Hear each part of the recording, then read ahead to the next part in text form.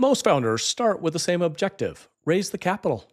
That is where the problem begins. Capital that is raised is not necessarily capital that fits. When it does not fit, the issue does not show up at closing. It shows up later, when expectations around time, liquidity, and control begin to diverge. That is where deals break. Founders who move faster are not better at pitching, they're better at aligning.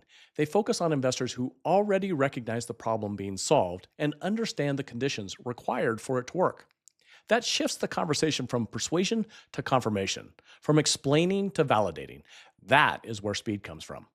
The 6 C's framework makes that visible. Start with a problem. Does the investor recognize it? Then the solution? Does it change the conditions? Then the outcome, the proof, and the structure. And finally, fit. Because the goal is not about raising capital, it's about building an aligned capital stack.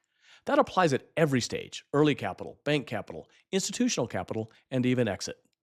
Each layer carries expectations around time, liquidity, and control. When those align, the stacks work. When they do not, tension builds. Aligned capital is always better. At the beginning, it's the fastest. Over time, it is the most stable. At the exit, it is often the most valuable. I'm Tom Powell with the Founders Office, often alongside the Founders Law Group. The faster you find alignment, the faster everything else works.